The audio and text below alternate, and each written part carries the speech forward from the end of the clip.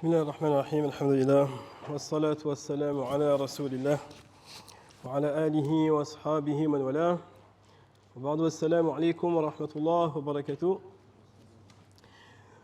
أيها الأحبة أولا donc en premier lieu déjà je voulais remercier la mosquée, l'association, notre cher Sofiane de Béaba pour avoir organisé ce séminaire, machallah, qui est très important, très utile, très bénéfique et qu'Allah permette d'en refaire d'autres et de profiter un maximum de musulmans. Ayyuha al-ahbab, donc en référence donc, à ce séminaire de ces quelques jours que vous avez pu passer ici, on a choisi de clôturer par un sujet qui a toute son importance, qui est de comprendre la méthodologie. Comment rechercher la science. Car normalement, après ces quelques jours passés ici, vous avez goûté à cet héritage prophétique que nous a laissé le Nabi Mohammed sallallahu alayhi wa sallam et ses compagnons. Et c'est une chose qui n'a pas de prix. Une fois que l'on y goûte, eh bien, on a envie d'en profiter encore plus et encore plus et encore plus. Donc ça, normalement, c'est parmi les fruits qu'on doit obtenir de cette science. Donc si les efforts ont été faits correctement pendant ces jours, normalement, eh bien, la question que chacun doit se poser, c'est comment maintenant pouvoir évoluer et continuer ce cheminement vers Allah subhanahu azza wa jalla. Malheureusement, beaucoup d'entre nous se lancent dans la recherche de la science, mais un peu à l'aveuglette, à tâtons, parce que, comme on avait évoqué un peu la dernière fois, ils ne sont pas bien orientés et informés. Et c'est pour ça qu'aujourd'hui, on a voulu donner juste des grandes lignes pour que peut-être on puisse éclairer les boussoles de chacun et fixer des objectifs. Donc déjà, la première question, pourquoi on étudie la science? C'est la première question qu'on doit se poser. Pourquoi on étudie la science? Et ainsi, suite à la réponse, eh bien, savoir c'est quoi notre objectif à travers cela. C'est quoi notre objectif à travers cela? Donc il y a trois types de recherche de science. Tout le monde n'est pas pareil dans cela. D'accord? Donc on a ce qu'on appelle l'iqtisad, on a ce qu'on appelle l'iqtisad, on a ce qu'on appelle l'istiqsa. Il y a trois types. Donc le premier type, l'iqtisad, c'est ce qu'on appelle l'ilm ad-daruri, la science qui est indispensable. Ce qui est une obligation et un devoir pour tout musulman, comme il est vu dans le hadith de Anas. Il a dit, le Nabi sallallahu alayhi wa sallam, talabul ilm faridatun ala kulli muslim. Donc c'est ça. Il a dit la recherche de la science est un devoir pour chaque musulman. On parle de cette science-là. Donc on a énormément de récits de nos savants, comme l'imam Ahmed, rahimahullah, lorsqu'on l'a interrogé sur la science obligatoire, il disait c'est ce qui permet à la personne d'accomplir sa prière, son jeûne et ses adorations.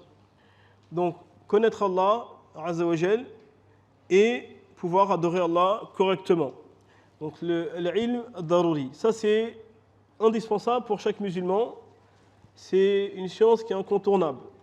Et le fait de s'en détourner et de négliger cela, c'est un péché. C'est un péché majeur.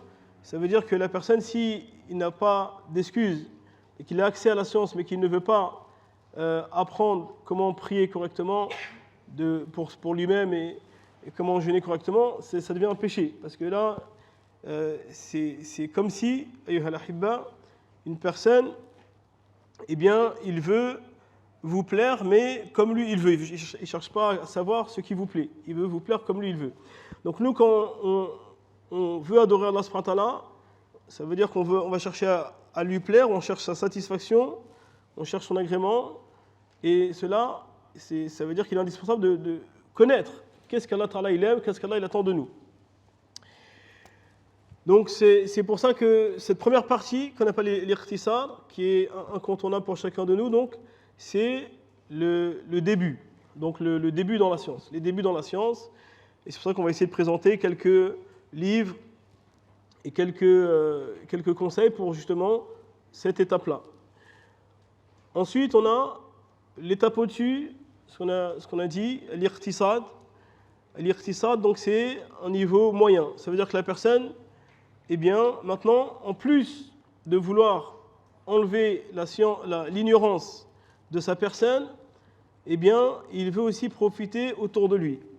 Parce que ça, c'est une réalité. Le prophète sallallahu alayhi wa sallam, eh bien, il nous a encouragés à se conseiller les uns les autres. Il nous a dit ad-din an-nasiha. Il nous dit vous n'aurez pas la foi réelle jusqu'à ce que vous aimiez pour vos frères ce que vous aimez pour vous-même. La yu'minu ahadukum hatta yuhibba li akhihi ma yuhibbu li nafsi, etc. de récits qui vont dans ce sens. Donc là maintenant, quand on est amené à conseiller les autres et à vouloir orienter les autres vers ce qui les profite, eh bien, on va avoir besoin d'un bagage supplémentaire de science. Ça veut dire qu'il se peut que moi, pour ma personne, je sache faire ma prière correctement, j'arrive à jeûner correctement, mais il y a des questions que je ne me suis jamais posées, parce que moi, pour moi, ça marche. Et quand maintenant j'ai envie de conseiller mon entourage, ne serait-ce que ma famille, mes enfants, eh bien, il se peut que je sois confronté à des questions que je ne me suis jamais posées. Et c'est là que vient donc la deuxième partie, qui est l'iqtisad. Donc, on va essayer de rechercher maintenant une science qui ne va pas forcément nous être utile personnellement tous les jours, mais qui va être utile en tout cas à nos proches, à nos familles, à notre entourage. Et ça, par cela, on devient à une très noble place auprès d'Allah subhanahu wa ta'ala, comme il est vu dans le récit prophétique. Khayrun nas anfa'uhum linnas. Le meilleur des gens, c'est celui qui est le plus profitable aux gens. Et enfin, donc pour cette étape-là, bien entendu, il y a encore d'autres méthodes, d'autres ouvrages, d'autres conseils qu'on va essayer de donner, Inch'Allah, pour pouvoir arriver à cette étape. Et enfin, on a la troisième étape et dernière, ce qu'ils appellent l'istiqsa.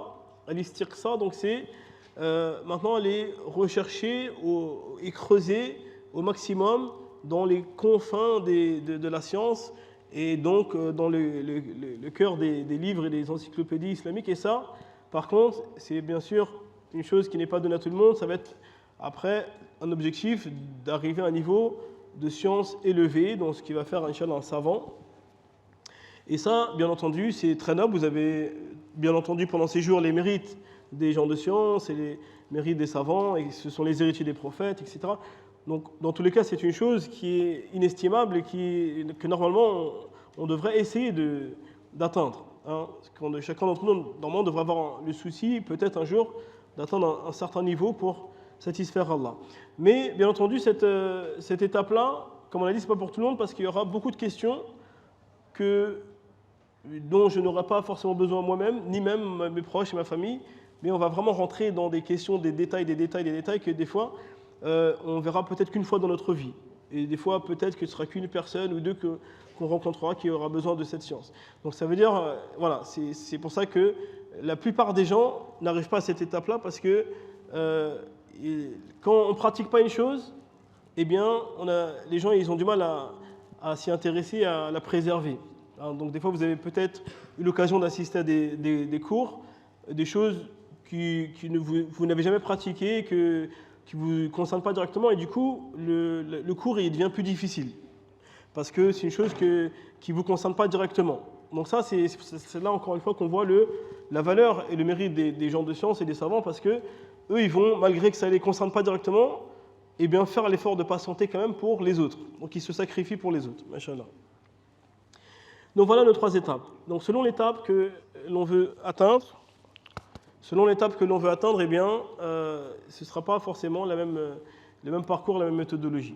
Donc la première étape, bon, avant de détailler chaque étape, avant tout, on renouvelle l'intention. L'intention, c'est la première des choses. Donc, c'est quoi mon intention? Est-ce que c'est d'apprendre pour moi-même et d'apprendre comment adorer Allah et ça suffit? Est-ce que mon intention, c'est aussi de profiter de mon entourage, ou est-ce que mon intention, c'est de profiter un maximum de gens? Voilà, donc, première chose, l'intention, et c'est là ça qui va nous donner le cheminement pour le reste.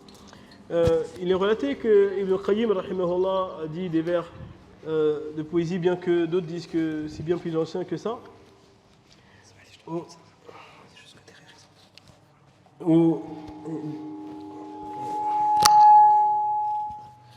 Bismillah. Il dit Akhi, lan tanala al-ilma illa bi sitta, saunbika an tafsiliha bi bayani, hirsun wa zaka'un wa ijtihadun wa bulgha wa irshadu ustazin wa tulu zamani. Donc il nous dit, l'imam, rahimahullah, eh bien, je vais te donner des conseils. Tu n'atteindras pas la science sans avoir 6 choses, sans mettre en place 6 choses. Et donc, je vais t'expliquer quelles sont ces 6 choses. Il nous dit la première des choses, al-hirs. Al-hirs, donc c'est l'envie, d'accord? La motivation. Et c'est pour ça qu'il faut essayer de régulièrement, de temps en temps, de renouveler son intention. Pourquoi on apprend la science? Et de rechercher c'est quoi les mérites et la valeur auprès d'Allah. Et c'est ça qui va nous permettre de toujours garder la motivation. Parce que vous verrez souvent qu'au début, quand on commence des cursus scientifiques ou islamiques, au début on est plein, et après au fur et à mesure des jours et des semaines et des mois, le nombre il diminue. Parce que quoi, la motivation, elle part. Alors que normalement, la motivation ne devrait pas partir si on a la valeur de cette science. Donc la première chose à travailler, il nous dit, donc c'est la motivation. Pourquoi on apprend la science? Après, on ne va pas refaire les cours que vous avez fait ces derniers jours sur les mérites et tout ça, mais que ça reste dans un coin de votre tête. Ça veut dire qu'il faut essayer de les revoir de temps en temps pour se motiver. Ensuite, il dit wazaka'un, aussi donc l'intelligence, faire marcher son intelligence. Ce n'est pas tout de s'asseoir dans l'assise. Hein. Donc certains pensent qu'en s'asseyant, ça suffit. Non, il faut essayer de faire marcher son cerveau pour essayer de comprendre le fond des questions et rechercher comment aussi poser les bonnes questions. Donc bien comprendre, cerner ce qu'on nous dit et donc pouvoir bien maîtriser son sujet. Ça demande de faire marcher son cerveau, comme on dit, et c'est pas tout de s'asseoir dans l'assise. Et c'est pour ça que la dernière fois on disait que il y a une baraka en plus quand on vient directement dans l'assise auprès des enseignants, plutôt que de rester chez soi derrière son téléphone ou derrière un écran, parce que forcément on va être moins attentif. La personne qui est derrière un écran, il est moins attentif, c'est fatal. Il va être moins concentré qu'une personne qui est directement dans l'assise. Donc à la maison, on sait qu'il y a plein de choses qui vont nous détourner et qui vont nous déconcentrer. Donc ça nuit. C'est une chose qui nuit à ma progression et à mon apprentissage. Donc il se peut que des gens soient assis dans la même assise, mais qu'ils ne vont pas en sortir le même profit. Pourquoi? Par rapport à le fait d'être attentif, d'user de son cerveau. Et alhamdoulilah, la science est accessible à tous, mais il faut faire l'effort. Ensuite, il dit wajtihad. Donc ensuite, ce qu'il nous donne comme élément, le troisième élément, c'est produire des efforts. Produire des efforts et bien comprendre que c'est pas tout de s'asseoir et de comprendre. C'est-à-dire que maintenant, on a fait marcher notre cerveau, on a compris la leçon, on a posé nos questions, mais après, il faut faire des efforts pour regarder ce patrimoine. Alors, ça veut dire qu'une question, si je ne la révise pas pendant des semaines et des mois, et ben, au bout de quelques mois, des fois, je vais rouvrir un livre et je vais me poser la question, mais est-ce que j'avais lu cette page? Ça a dû peut-être vous arriver. Ou des fois, vous allez voir votre écriture sur votre cahier, vous allez vous poser la question, est-ce que c'est moi qui ai écrit ça? Voilà, parce que le travail n'a pas été fait dans le fond. Donc c'est pour ça qu'il faut absolument prodiguer des efforts. De quelle façon? C'est d'établir un programme. Donc il y a une partie d'apprentissage, une partie de révision.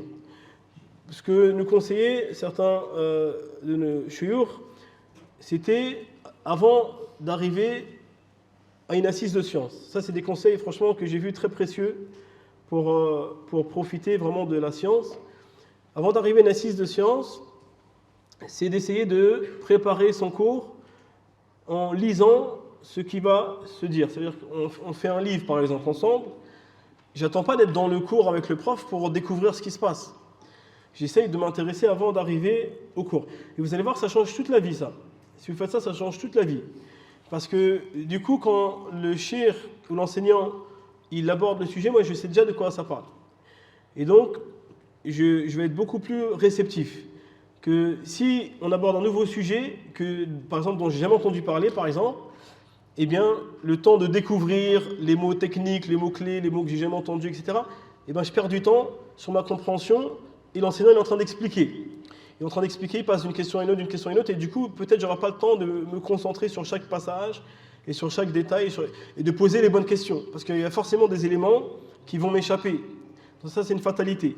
Donc là, une des pires des choses pour un étudiant, c'est quand il sort de l'assise, il n'a pas tout compris le dars, ou le dars il est encore flou dans sa tête, ou il n'est pas maîtrisé. Et après, qui va lui expliquer après l'assise? Donc c'est un problème.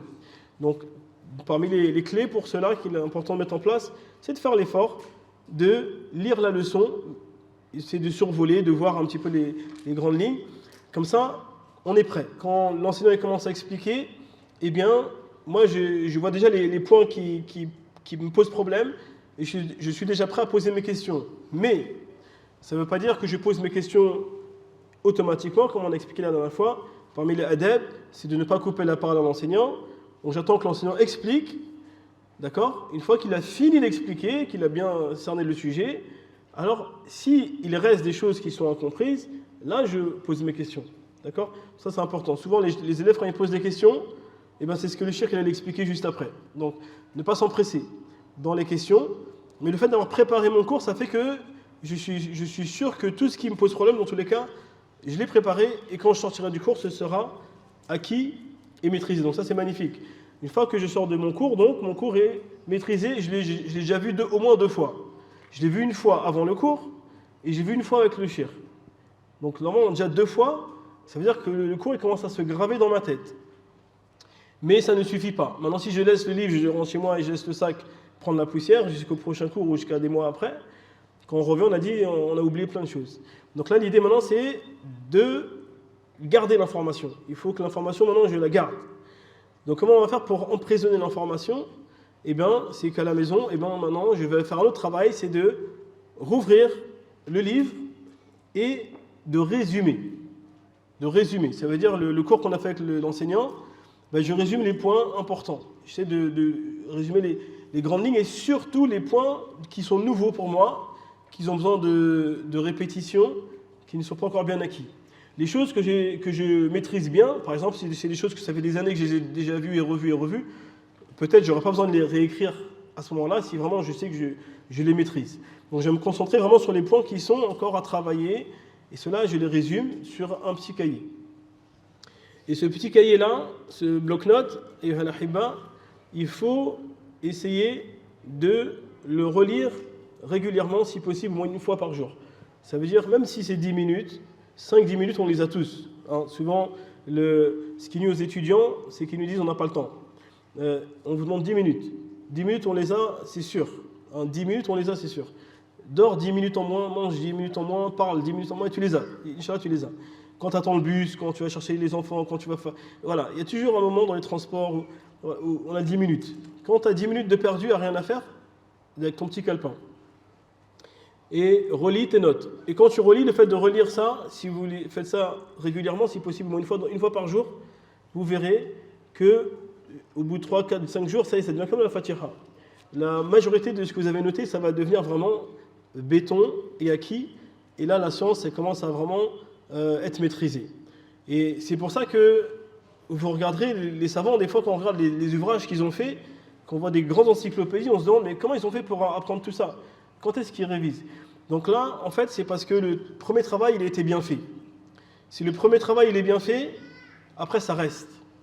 Si le premier travail, il est mal fait, on court toujours après un rêve. Ça veut dire, je viens à l'assise sans me préparer. J'écoute des informations qui sont nouvelles, je ne comprends pas tout. Je sors de l'assise, je n'ai pas encore bien assimilé. Après l'assise, j'ouvre plus le livre. Comment la science, ça va rentrer? C'est pas possible, à moins que je sois un surdoué. Il y aura quelques informations qui vont rester, ça, mais je ne vais pas maîtriser. Donc au bout des mois et des années, après ça, j'ai oublié, et après on tourne en rond, tourne en rond, tourne en rond. Donc voilà. Donc là, essayez de bien conserver ces conseils-là. Après, peut-être que d'entre vous, certains ont d'autres méthodes meilleures, mais en tout cas, celle-là, elle marche. Et donc voilà. Donc ça, c'est quand, en fait, c'est un programme, c'est simple. On va dire un quart d'heure, 20 minutes avant le cours, on prépare. Pendant le cours, on pose les bonnes questions. Après le cours, on résume, on va faire un petit quart d'heure, encore 20 minutes. Et après, tous les jours, 10 minutes, on relit nos notes. Et ça, si vous faites ça pendant une semaine, 2 semaines, normalement, ça y est, c'est fini. Votre dars, il est assimilé. Bismillah, si vous le revoyez une fois dans l'année, normalement, ça suffit. Et c'est comme ça qu'après, ça fait des gens de science. Parce qu'après, la science, elle est maîtrisée. Les informations sont plus nouvelles. Quand on les entend, on les a déjà tellement répétées que ça y est, ça reste. Alhamdulillahi Rabbil Alamin.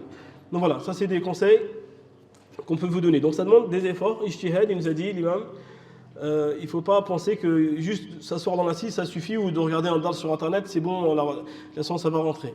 La preuve, c'est qu'on a dans les mosquées systématiquement, tous les ans, les mêmes questions, des mêmes personnes, à chaque fois, sur le ramadan, etc. Pourquoi? Parce que ça ne suffit pas de s'asseoir. D'accord? Donc ça, c'est important.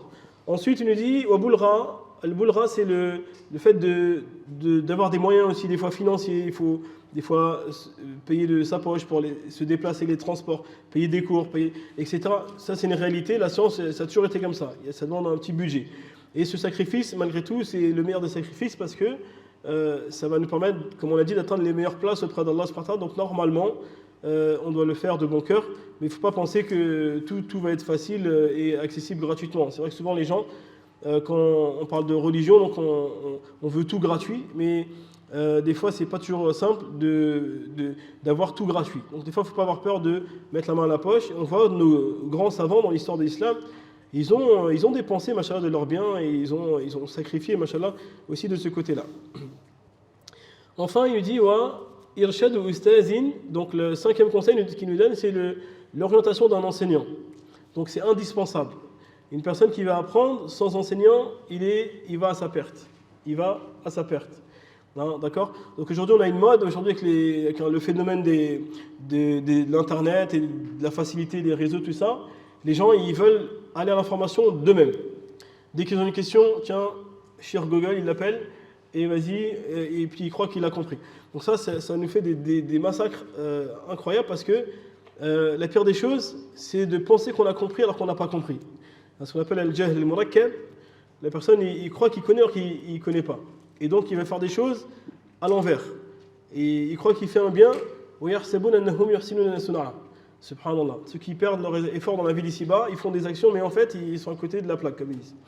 Donc comment on fait pour être sûr qu'on a compris? Comment on fait pour confirmer notre compréhension? Ça c'est le travail de l'enseignant. Et c'est pour ça qu'il est indispensable de rechercher des enseignants. Et c'est pour ça que nos prédécesseurs, les premières générations, ils blâmaient le fait de s'asseoir auprès d'enseignants des gens qui sont autodidactes. Et c'était une chose qui était blâmable à l'époque et jusqu'à aujourd'hui. À l'époque, encore plus parce qu'il n'y avait pas les harakat, mais il n'y avait pas les points aussi. Je ne sais pas si vous êtes au courant. Les Arabes, ils écrivaient les mots sans les points. Donc c'est un seul mot, des fois, fatasabbatu, on peut le transformer en fatabayyanu, etc. Donc un mot, il peut changer carrément de sens et tout ça. Maintenant, aujourd'hui, on a encore ce problème-là, il n'y a plus le problème des points et de la ponctuation, mais le problème de la compréhension. Parce qu'il y a des versets qui ont un contexte, il y a des hadiths qui ont un contexte, on ne peut pas mettre tout, n'importe comment. Et il faut remettre chaque chose dans son contexte. Et ça, c'est avec l'aide donc, des gens clairvoyants et instruits qu'on peut le faire. Et comme vous le voyez, le Coran, il y a énormément de versets des fois qu'on ne peut pas comprendre du premier coup. Vous voyez dans la sourate Al-Baqarah, par exemple, on a d'une page à une autre, deux versets qui nous parlent de la viduité de la femme veuve.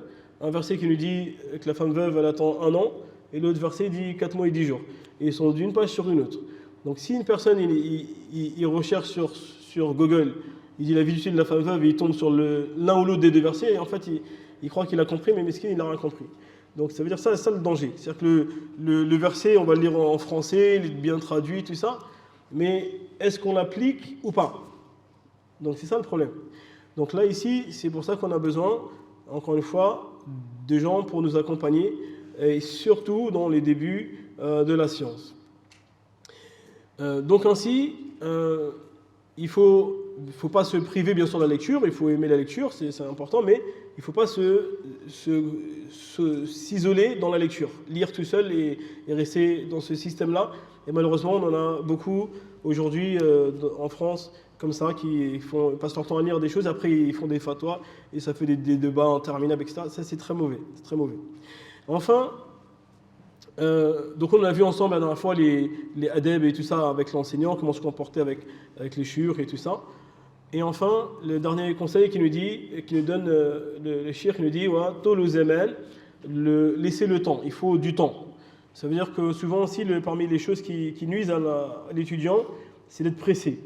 Il est pressé. Il veut apprendre vite. Et des fois, il se compare aux autres. C'est-à-dire, il voit que certains, ils avancent plus vite que lui. Et après, il baisse les bras, il se dit, mince, du coup, c'est pas pour moi. et il baisse les bras. Ça, c'est une erreur. C'est une erreur parce que l'important, c'est pas d'avancer vite, mais l'important, c'est d'être constant. Alors, une personne, on a vu des gens, des fois, qui apprenaient très vite.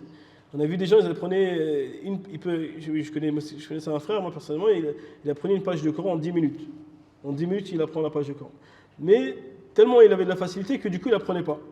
Et quand il avait envie d'apprendre, il faisait ses 10 minutes, après, il ne révisait pas, et au final, il tournait en rond, et comme ça. Donc, c'est pas l'important d'avancer vite, mais l'important, c'est d'avancer bien. D'accord? Donc, il y a des gens qu'on a connus aussi qui mettaient des fois 2 heures, 3 heures pour apprendre une page, mais, alhamdoulilah, avec la constance, la patience, la persévérance, et là, il a rouvert les portes et ils ont fini le Coran. Alhamdoulilah, le Coran, il est bien appris, béton, tout ça. Ça, c'est important. Laissez le temps. Il ne faut pas être pressé. Il ne faut pas se comparer aux autres. Ça, c'est une des ruses de Shaitan, un des stratagèmes de Shaitan pour faire baisser les bras à l'étudiant. C'est de lui faire croire que tu perds ton temps, tu n'avances pas, les autres, ils profitent et toi, tu ne profites pas, etc., etc. Ça, c'est une ruse. Donc, c'est pas grave. Le temps, il passe et nous, il faut qu'on soit constant. Dans tous les cas, la science, ça ne se termine pas. Il ne faut pas penser que quand vous faites un cursus d'1 an, 2 ans, 3 ans, ça vous allez devenir des savants. D'accord? Alors, donc un savant, c'est toute la vie. Quelqu'un qui a étudié toute sa vie. D'accord? Okay? Donc là, il faut bien se mettre en tête que voilà, on prend ce qu'on peut et on avance. Et après, le temps, il fera le reste. Inch'Allah ta'ala. Donc ensuite, ayyuha al-ahibba, donc parmi les conseils que l'on donne aussi, ou que les cheikh donnent, c'est de savoir écouter attentivement dans les assises et de savoir poser les bonnes questions. Je le redis parce que c'est très important. On a un nombre important d'élèves, malheureusement, qui ils assistent au dars, mais ils ne posent pas les questions quand ils ne comprennent pas, et du coup, ils restent avec des incompréhensions toute leur vie. Parce qu'après, qui va leur expliquer si ce n'est pas l'enseignant? Donc, ils restent avec une incompréhension toute leur vie, donc, comme l'autodidacte qui a lu tout seul. Et c'est un problème. Enfin, tamam. Ensuite, maintenant, une fois qu'on a compris ces étapes-là, il faut comprendre que la science se divise en 2 grands pôles. On a 2 grands pôles. On a ce qu'on appelle ulum al-maqasid et ulum al-alat. D'accord? On a ce qu'on appelle les sciences qui sont l'objectif. Donc on va travailler directement sur la parole d'Allah, directement sur la parole du prophète sallallahu alayhi wa sallam, les paroles des ulama, etc. Et après on a ce qu'on appelle ulum al-alat, c'est des clés. C'est des sciences qui sont des clés pour justement comprendre les paroles des savants, les livres et les ouvrages des savants. Donc là, par exemple, parmi les sciences de clés que vous connaissez sûrement, on a le Nahu, la grammaire arabe, on a le Sarf, on a le Balara, on a Usul al-Fiqh, on a Mustalah al-Hadith. Vous avez peut-être fait un petit peu ces jours-ci le Bayqouniya, le Waraqat et ces livres-là, le Judrumiya, tout ça. Ça, c'est des clés. Mais en soi, ça ne va pas vous donner le halal et le haram tout de suite. Quand vous apprenez une règle de grammaire, vous n'allez pas forcément devenir des théologiens tout de suite. Donc ça, c'est des clés qui vous permettent ensuite de pouvoir accéder aux ouvrages des théologiens. Donc j'espère qu'on fait la distinction entre ulum al-alat et ulum al-maqasid. Donc le maqasid, maintenant, on va directement aller sur du tafsir, on veut comprendre la parole d'Allah, on va lire les paroles des savants, qu'est-ce qu'ils ont dit sur ce verset, les hadiths, etc., etc. Maintenant, le lien qui est entre ces deux pôles, c'est quoi? C'est que, en fait, quand je veux lire les paroles des savants, eh bien, j'ai besoin de clés. Parce que si je ne comprends pas la nahwu, par exemple, je ne sais pas ce qu'est le sujet du complément, c'est un problème. Alors, si on dit, par exemple, Daraba Moussa Isa, l'exemple qu'ils disent tout le temps, qui a frappé qui? Daraba Moussa Isa. Donc si maintenant, ça c'est un exemple basique, si maintenant je trouve ça dans le Coran ou dans une explication d'un savant, comment je fais pour comprendre ce qu'il a voulu dire? Est-ce que c'est Moussa qui a frappé Isa ou c'est Isa qui a frappé Moussa? Alors donc ça c'est pour ça que j'ai besoin des clés qui sont ulum al-alat, indispensables. Alors d'ici, on commence à avoir un schéma qui se dessine. Pour la personne son intention c'est juste d'arriver à l'étape de l'ikhtisar, d'enlever l'ignorance personnelle de lui-même, lui, il peut se contenter des livres basiques pour déjà donc, comprendre qui est Allah, sur la Aqidah, des livres basiques. Ensuite, comment adorer Allah, les livres de fiqh de base.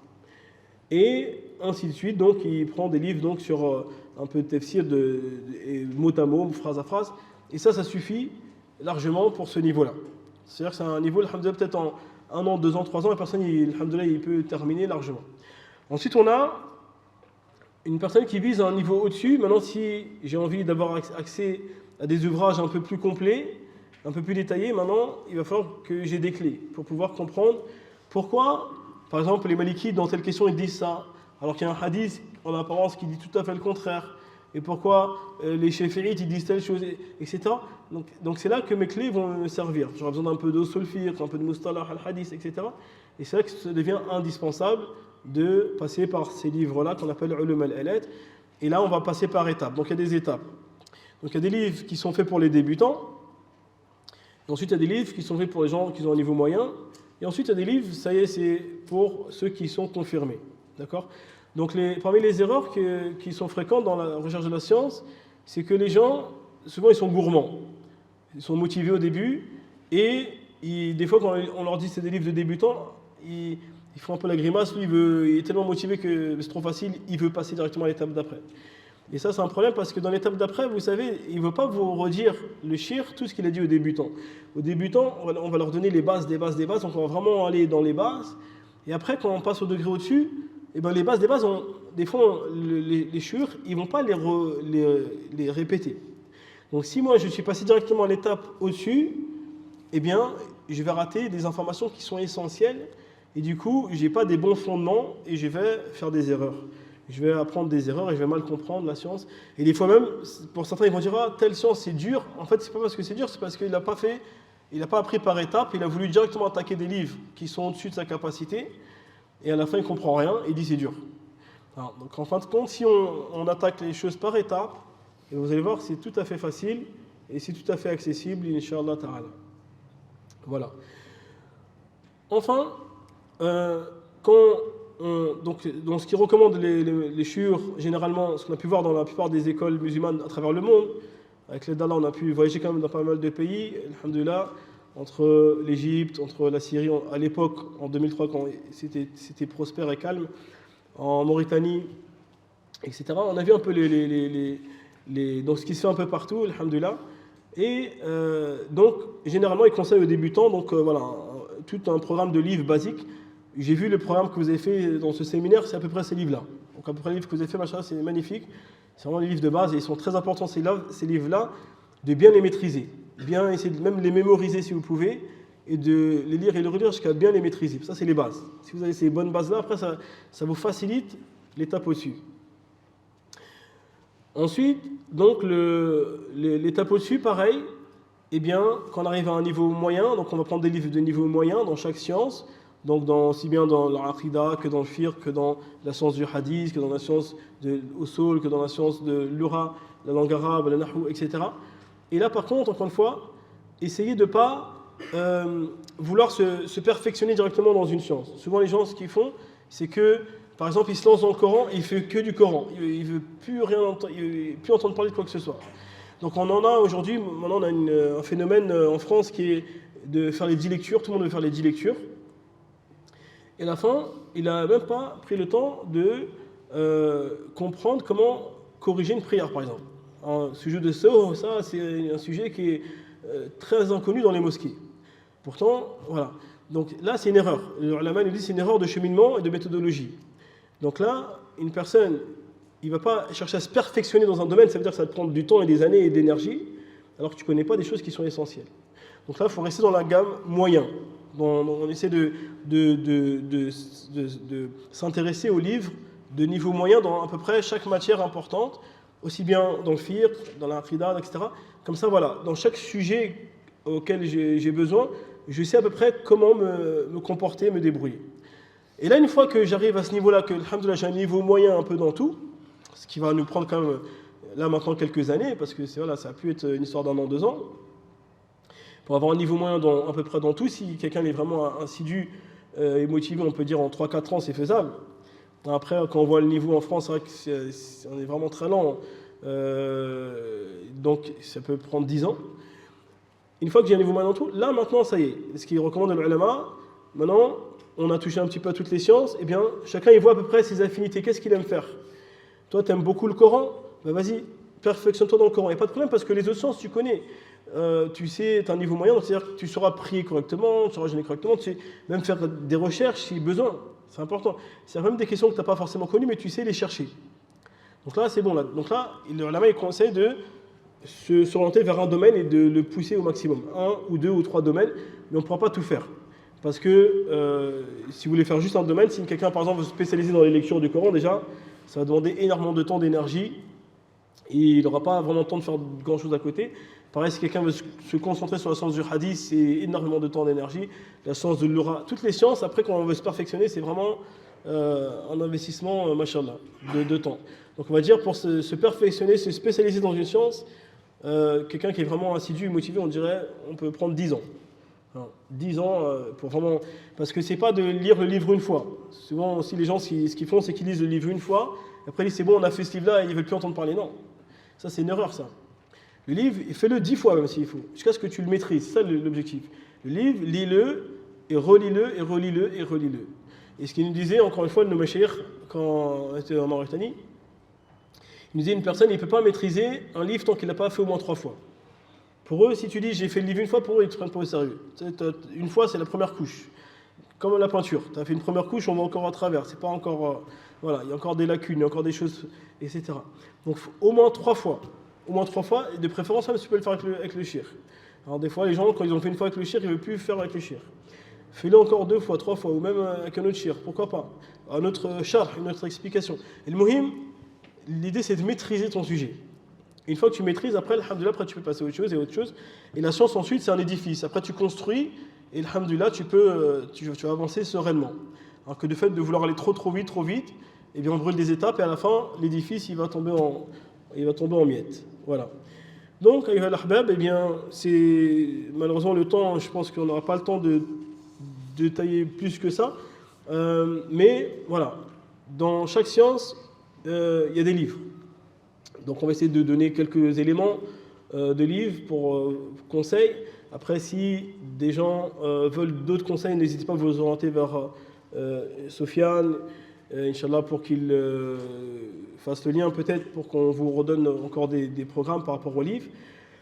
Et alhamdoulilah, aujourd'hui, la science est accessible et est ouverte. Vous savez qu'il y a quand même une grande baraka avec les réseaux sociaux et Internet, c'est que beaucoup de savants qui se sont mis en avant et qui ont proposé des programmes, un peu comme aussi notre cher Sofiane, qu'ils ont profité énormément de monde, et ça c'est une baraka. C'est-à-dire que des fois même, si on ne peut pas voyager à l'étranger, on peut avoir quand même accès à pas mal de choses, machallah.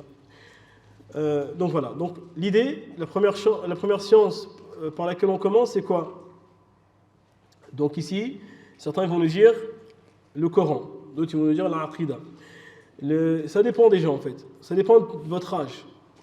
Une personne qui a un certain âge, on va lui dire, il faut que tu ailles à l'essentiel, il faut que tu ailles vraiment aux choses importantes. En premier, il faut que tu connaisses Allah déjà, parce que tu vas t'interroger dans ta tombe et tu saches comment l'adorer. Ça, c'est la priorité. Effectivement, c'est ça que beaucoup disent, on commence par la aqida et le fiqh parce que c'est primordial. Maintenant, si c'est des enfants, des jeunes, des ados, etc., ils savent à peu près prier, on leur a expliqué les bases, eh bien, on va leur dire, par contre, c'est un âge d'or. Là, c'est un âge où on a du temps. Ceux qui ont la vingtaine ou en dessous, un peu au-dessus, là, vous êtes dans l'âge d'or, alors mettez le paquet sur le Coran. Mettez le paquet sur le Coran. Parce que le Coran, on va dire, c'est peut-être le plus difficile parce que c'est que la mémorisation, mais c'est le plus important. C'est le plus important parce que tout est dedans. Le Coran, c'est le maître de la sharia. C'est comme le poème qui reprend toute la législation musulmane. Toutes les sciences que vous allez aborder ensuite, vous allez les retrouver à chaque fois, qala Allahu ta'ala, etc. Donc dès l'instant où le verset est déjà dans votre tête, ça va vous raccourcir le chemin et ça va vous simplifier la tâche. C'est-à-dire que vous avez déjà enregistré l'argument et vous allez le comprendre plus rapidement que les autres parce que vous l'avez déjà appris et c'est magnifique. Donc le Coran, c'est une des clés principales pour les sciences. Celui qui a des grandes ambitions dans la science, en tout cas, il ne faut pas passer à côté du Coran. Au moins une lecture, bien entendu. On parle ici d'une lecture, pas forcément des 10. Hein. Les 10, on a dit, ça c'est après, une fois qu'on a un certain niveau. Ensuite, deuxième clé importante, l'arabe, la langue arabe. Aujourd'hui, on a une désolation de voir que beaucoup de nos jeunes ils se désintéressent de la langue arabe. Et je suis prêt à vous jurer que vous n'arriverez jamais à apprendre la science, d'avoir un niveau correct sans la langue arabe. En français, on fait du bricolage. C'est toujours approximatif, on tourne autour du sujet. Pour faire des recherches en français, c'est très compliqué. Hein, parce que d'un traducteur à l'autre, ils vous utilisent pas les mêmes mots pour traduire.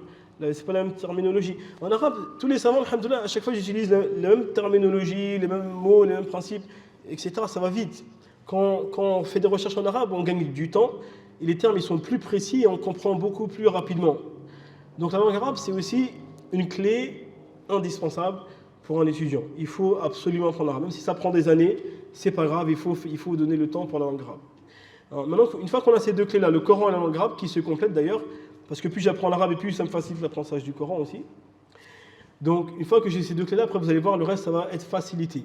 Parce que du coup, vous allez comprendre directement les discours des savants, les ouvrages, et vous avez les dalils, le Coran, tout ça, donc vous allez gagner du temps et ça va être magnifique. D'accord? Donc ça, on a dit pour une personne qui est jeune, la vingtaine, un peu en dessous ou un peu au-dessus, mettez le paquet sur la langue arabe et le Coran. Une fois que vous avez ça, après, ça va être facile. Le reste, ça va être facile. Une personne qui arrive à la trentaine, par contre, on dit ça y est, là, maintenant, il faut quand même qu'il s'intéresse vraiment très sérieusement à ce qui est le plus important, ce qui est le maqasid, on a dit, c'est de comprendre la parole d'Allah et donc d'adorer Allah correctement. Donc là, il faut donner le paquet, par contre, sur donc la compréhension, la aqida, le fiqh, etc., etc. Voilà. Alhamdulillah, pour ce qui est de ceux qui s'intéressent à la jurisprudence, donc je suppose que la plupart des gens qui sont ici sont d'obédience malikite. Hein. Donc le cheminement connu, donc c'est en ce moment c'est l'Akhdari. L'Akhdari, donc un livre très très très résumé, mais qui est très bien sur le chapitre de As-Sahw, sujet d'As-Sahw, la prosternation d'expiation. Machallah, vraiment bien détaillé, c'est magnifique parce que c'est vraiment pour faire la prière, c'est vraiment excellent. Alors ensuite, il recommande beaucoup Ibn Ashir, le Murshid al-Mu'in, qui est donc une étape un peu au-dessus et qui permet de revoir pas mal de ce qu'il y a dans l'Akhdari. Et après, beaucoup ils passent directement à Risala. Aujourd'hui, après, on a d'autres livres qui sont proposés comme l'Izziya et tout ça, mais en vérité, Risala, il va reprendre quasiment tout ce qu'il y a dans les autres. Donc après, l'idée, c'est pas non plus de faire 50 livres parce que c'est du temps aussi.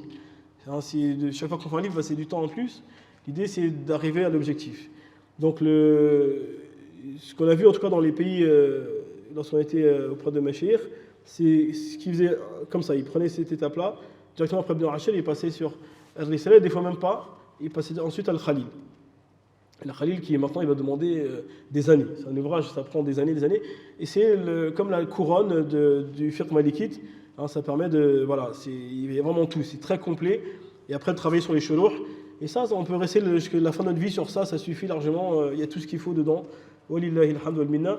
Après, pour ceux qui arrivent maintenant à un niveau vraiment excellent, dans cela, après, ils peuvent ensuite se pencher sur des ouvrages plus anciens, malikites, mais ça va être vraiment des savants. Voilà. Ensuite, ça c'est pour le fiqh malikite. Hein. Est-ce qu'il y a d'autres mazhab ici? Est-ce qu'il y a d'autres écoles? Quelle école? Shafi'ite, machallah. Shafi'ite, quand en étant à Damas, à l'époque en 2003, ils nous ont fait commencer par Maître Ibn Abi Shuja'. Tu as entendu parler? Ibn Abi Shuja'. Alors il faut que tu le notes. Ibn Abi Shuja'. Ça c'est la base de base. C'est le livre basique de la jurisprudence shafi'ite. Et après, il y a des explications qui sont plus détaillées que d'autres. Donc prendre une explication simple au début, et après des explications qui sont plus détaillées. La salat? J'ai pas compris.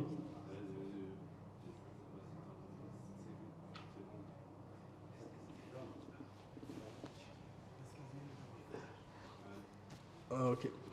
El-Mohim. Donc, pour ce qui est déjà de l'école shafi'ite, si tu es débutant, déjà intéresse-toi à ce livre-là, Ibn Abi Shuja'. Et avec ces explications, ça devrait déjà terminer un très bon niveau déjà dans l'école shafi'ite. Al-Mohim. Ensuite, sur ce qui est des usul fiqh, vous avez pu voir le Waraqat, je pense, ici, pendant cette semaine. Donc, le Waraqat, c'est un livre indispensable pour un étudiant en sciences, le Waraqat. Et après, selon la motivation, il y a des livres qui vont vous amener plus loin que cela, Inch'Allah, mais ce n'est pas indispensable pour l'étudiant. Le Waraqat, déjà, c'est déjà pas mal, il y a déjà pas mal d'éléments qui peuvent déjà suffire pour un niveau moyen. Ensuite, on a sur Mustalah al-Hadith, le Baykhouniya, c'est vraiment très résumé, le Baykhouniya. Al-Bayquniya, c'est un livre, il dit, c'est comme un sommaire de la science du hadith. C'est comme si vous lisez un sommaire, il n'y a que des titres. Donc c'est pour ça que c'est bien après de s'attaquer à Nuzhatu Nazar ou Nukhbatul Fikr, des livres comme ça qui sont un petit peu au-dessus, qui sont aussi pour débutants, hein, et qui sont très très bien pour comprendre c'est quoi un hadith sahih quand on dit c'est sahih. C'est quoi un hadith hasan, c'est quoi da'if, c'est quoi mawdu'. Comprendre ces termes-là, c'est indispensable parce que du coup, nous, on lit des hadiths, mais qu'est-ce qu'on va en faire? Est-ce qu'on peut les utiliser? Est-ce qu'on peut les utiliser? Des fois, ils nous disent certains, mais pourquoi le hadith, il est dans Sahih Bukhari, mais l'imam Malik, il l'a pas pris, il dit le contraire. Voilà, et ça, c'est ce qu'on étudie dans Mustalah. Le hadith, des fois, il peut être sahih, mais le sens, comment on le comprend? Donc ça, ils travaillent sur ça. C'est très très intéressant comme science. Des fois, un hadith, il peut être da'if, mais le sens, il est sahih. Donc les savants, ils vont l'utiliser. On a beaucoup de hadiths comme ça dans le fiqh, c'est da'if, mais les savants, ils l'utilisent. Aujourd'hui, on est beaucoup chez les jeunes, quand ils entendent da'if, ils disent non, on ne veut pas entendre le da'if. Je dirais la plupart du fiqh, c'est construit sur des hadiths da'if, si vous le saviez. Après, c'est pour ça qu'il y a des degrés dans le da'if, dans le faible, etc. Et ça, c'est ce qu'on étudie dans la science de al-mustalah, mustalah al-hadith. C'est pour ça que c'est une science très importante. Après, pour ceux qui ont de la motivation en plus, c'est bien de passer par le tafsir. Donc le tafsir, en fait, c'est... Pourquoi on ne commence pas par le tafsir? Parce que tafsir, ça rassemble tout ce qu'on a dit. Dans le tafsir, il y a l'aqida, il y a le fiqh, il y a le mustalah, et toutes les sciences, elles sont réunies dedans, mais éparpillées. C'est-à-dire que le temps d'arriver de Fatiha jusqu'à Nas, on va prendre du temps, et du coup, on ne va pas forcément maîtriser tout ça. Donc, pour raccourcir le chemin, les savants, ils décortiquent matière par matière. Quand on étudie l'aqida, on étudie le Coran. Quand on étudie le fiqh, on étudie le Coran. Ils disent qu'il y a près de 150 versets dans le Coran qu'on appelle l'Ayatul Ahkam. Les versets qui font la jurisprudence. Donc ces 150 versets, les ulama, ils vont directement travailler sur ça. Et ça fait que nous, ensuite, on va lire le Coran et qu'on va passer par ces versets-là, on va les comprendre tout de suite parce qu'on les a étudiés dans le fiqh. Je sais pas si vous voyez. Donc ça veut dire que c'est un raccourci en fait. Hein, le fait d'étudier donc les sciences comme ça à part, et ben en fait, en fin de compte, on tourne autour du tafsir. Et à la fin, ça veut dire que la personne qui a du temps, quand elle va lire le tafsir, en fait, ça va le faire réviser tout ce qu'il a vu auparavant. Donc c'est magnifique. Et après, c'est pour ça aussi que les sciences, quand on parle d'explication du hadith, vous verrez que les explications du hadith, elles sont très brèves et concises, parce que les savants, ils ne travaillent pas beaucoup là-dessus, ils travaillent directement sur les sciences qu'on a vues précédemment. Et avec ces sciences-là, ça suffit pour comprendre les hadiths. C'est-à-dire qu'ils vont vous donner des clés et des éléments qui vous permettent de travailler, de savoir qu'est-ce que les savants, ils ont fait de ces hadiths-là, et qu'est-ce qu'on peut en tirer, quand est-ce qu'on peut les utiliser, quand est-ce qu'on ne peut pas les utiliser. Donc en fin de compte, tout ça, on va le retrouver dans les livres de fiqh, etc. Donc c'est pour ça que les sciences les plus importantes, on va dire, on va les résumer autour de ça, Inch'Allah ta'ala. Voilà, j'espère que, alhamdoulilah, ça a été profitable. On a vraiment résumé de résumé. Si vous avez des questions, bismillah, je vous écoute. Ça va, alhamdoulilah. Je vais poser une question. Pardon? Ah, da'if. Da'if, ça veut dire quoi? Da'if, ça veut dire faible. C'est un récit qui est faible. Donc on a des hadiths du prophète sallam, des fois qu'on dit ils sont sahih, ils sont authentiques. Il y en a d'autres on dit qu'ils sont faibles. Mais c'est pour ça qu'on a une science qui nous apprend comment utiliser ça. Ça veut dire quoi quand c'est authentique ou c'est faible? Est-ce que ça veut dire qu'on prend tout de suite, ou on rejette tout de suite, ou il y a d'autres détails? Donc ça c'est ce qu'on utilise dans Mustalah al-Hadith. Al-Muhim. Ayyuha al-ahbab, donc voilà, pour nous, Inch'Allah. L'imam Sofiane, il avait parlé de poser des questions. Ah, il est là, Inch'Allah. Marhaba. Je ne sais pas si ça s'étend, mais. Il nous reste encore quelques minutes, Inch'Allah. Si tu as des questions à leur poser sur la. Alors, des questions, peut-être, si Cheikh a des questions à poser sur ce qui a été dit à la dernière conférence ou à la conférence d'aujourd'hui, une réponse vous donnera l'occasion d'avoir ce livre entre les mains, donc Tafsir de Juz' Amma.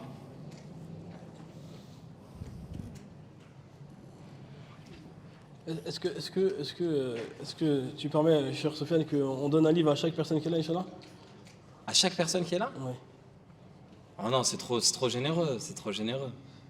Il faut qu'ils souffrent un peu pour... Ils ont souffert là déjà, ça fait 10 jours, 2 semaines sans Pour qu'ils puissent avoir accès à ce livre, il faut qu'ils nous montrent que vraiment ils le veulent.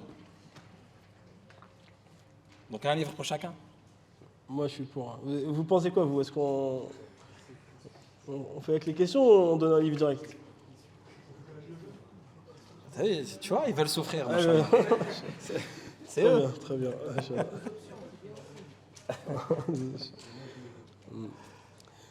Alors, donc la semaine dernière, on a vu ensemble les comportements qui sont à mettre en place pour un étudiant. Alors, qui peut nous rappeler quel est le comportement que l'on doit avoir avec les livres?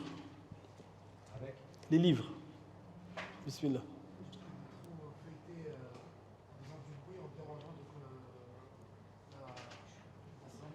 Donc le fait de feuilleter en faisant du bruit dans l'assise, c'est un mauvais comportement. Ça, Ahsan, Inch'Allah.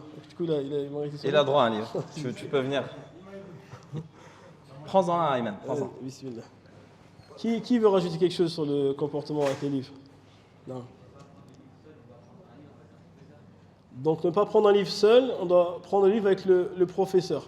Effectivement, les livres, c'est comme un couteau, on peut se couper si on les utilise mal, et c'est pour ça que l'enseignant il est indispensable, effectivement.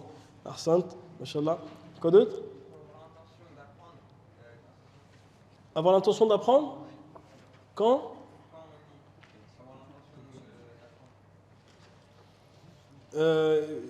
Effectivement, ça c'est pas moi qui l'a dit, mais effectivement, quand on lit, il faut avoir l'intention d'apprendre. C'est une très bonne remarque. C'est un peu ce qu'on a soulevé au début de notre séance aujourd'hui. Hein, c'est que la personne, s'il s'assoit juste pour s'asseoir, ça ne va pas profiter. Il faut avoir une intention, effectivement, une motivation. Bismillah, Arsène, tiens mon frère, tu peux ensuite, Bismillah. Par contre, il y a un souci, parce qu'il y a des sœurs et elles sont là, elles doivent se dire comment on fait, nous, pour avoir le livre. Est-ce qu'on leur donne à elles directement? Moi, en se disant que nos sœurs, c'est elles qui sauront l'éducation des générations futures et donc il faut leur donner directement, et les frères, c'est pas grave. On leur fait poser des questions, on leur fait répondre aux questions aussi, on leur donne un micro. Je pense qu'on peut leur donner directement. On leur donne directement? Ouais, c'est mieux, Inch'Allah. Très bien, bon, on va leur transmettre, Inch'Allah. Inch'Allah. Bismillah.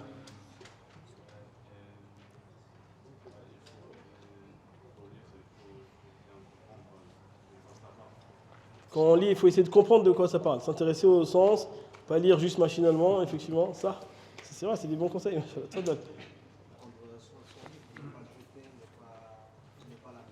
Le respect des livres, ça c'est très important pour l'étudiant, respecter les livres. Ceux qui ont répondu aux questions, vous venez chercher votre livre, Inch'Allah. Le respect des livres, ne pas le jeter, ne pas l'abîmer, en prendre soin, ça, bismillah. Pardon? Annoter son livre. Non mais est-ce que ce qu'ils disent, c'est ce que tu leur as dit ou chacun dit un truc il faut mettre un protège-cahier après tout le monde invente un truc pour gagner un livre. Faut nous dire ce qui a été dit dans la conférence, réellement. Ça, on n'en avait pas parlé dans la conférence, mais c'est vrai, c'est une bonne remarque, c'est intéressant.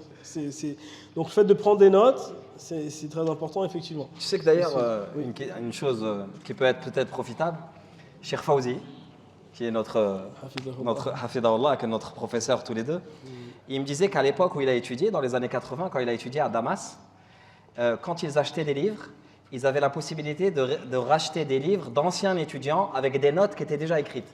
Et il m'a dit les livres où il y avait les notes d'étudiants étaient plus chers que les livres tout neufs où il n'y avait pas de notes. Donc tu pouvais récupérer des livres avec les notes d'un étudiant qui a fini ses études et a vendu ses livres avant de partir. Ça se fait plus, ça. Ça se fait plus, ouais. Bismillah. Commencez par le Coran parce qu'il n'y a que dans le Coran que... Le Coran, c'est complet. Effectivement, on l'a dit tout à l'heure, mais ça dépend, on avait dit, des objectifs et de l'âge de chacun. Ça, très bien, très bonne remarque. Ensuite, Bismillah.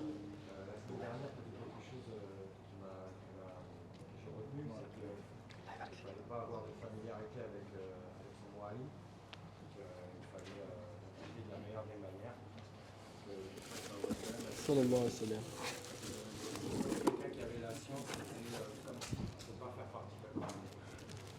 Mashallah, ahsan. Donc le respect avec l'enseignant, de ne pas se familiariser avec l'enseignant et de donner de l'importance. Le prophète sallam il a dit, n'est pas de nous celui qui ne donne pas le droit, qui ne connaît pas les droits des gens de science parmi nous. Mashallah. Ahsan. Attends, vas-y, bismillah. Salam alaikum. Sœur, distribuez ces livres. Je vais faire quelques mètres de plus. Donc là, du coup, on a basculé dans le comportement de l'étudiant en règle générale. Hein. Donc, ne pas couper la parole à l'enseignant. Arsène, quoi d'autre? Ne pas lire le livre qu'une seule fois, le lire au moins 3 fois. Ce qu'on a dit tout à l'heure. Arsène, très bien. Quoi d'autre?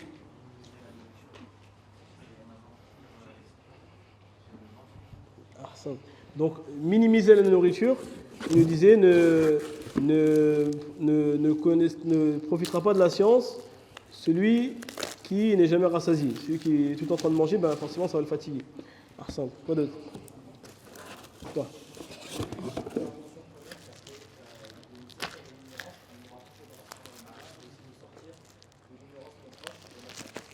Donc l'intention première, c'est de nous sortir de l'ignorance nous-mêmes, de nous rapprocher d'Allah et de sortir de nos familles, nos proches de l'ignorance. Arsène. L'intention, c'est la première des choses, on avait dit. Bismillah.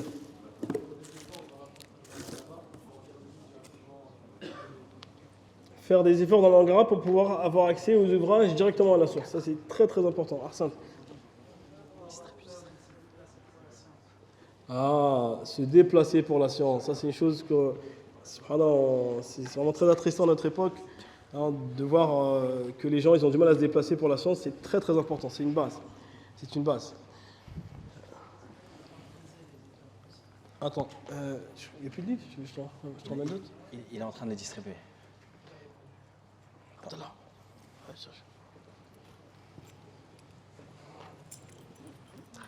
vas-y mon frère.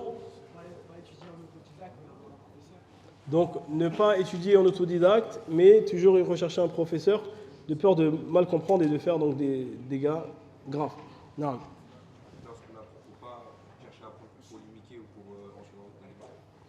Très bien, Arsène. Donc ne pas apprendre pour faire des débats polémiques avec les gens, montrer qu'on a raison. Bismillah.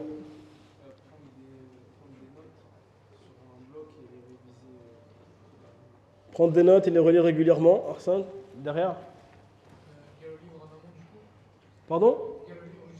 Lire le livre, préparer son cours avant le cours. Très important. Qui d'autre avait levé la main? Bismillah.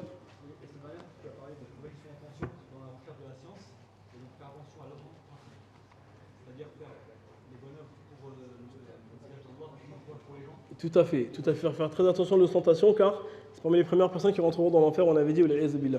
Na'am.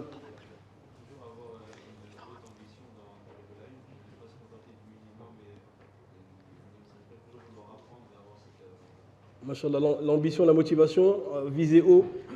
Plus on vise haut et plus on va aller loin, et plus on vise bas et forcément ça va suivre. Quoi d'autre?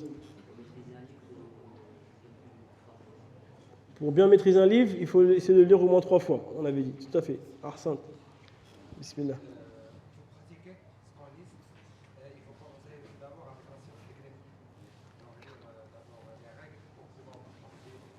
Pratiquer ce qu'on apprend, tout à fait. Pratiquer ce qu'on apprend. Inch'Allah, je crois que c'est l'azan, non? Il reste 1 minute. Dans 1 minute. Donc on va s'arrêter là. Ceux qui ont répondu à des questions, il y a Ayman qui va vous donner des livres.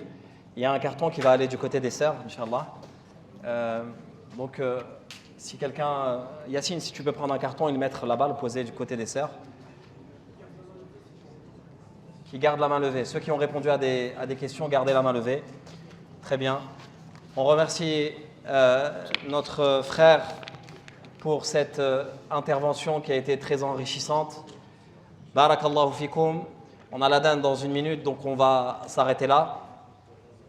Donc je vous dis à tous, à demain, Inch'Allah. Subhanakallahumma wa bihamdik, ashhadu an la ilaha illa anta astaghfiruka wa atubu ilayk. Venez demain. Et Inch'Allah, profitons ensemble de la dernière journée qui s'offre à nous. Et à demain, Inch'Allah. Voilà.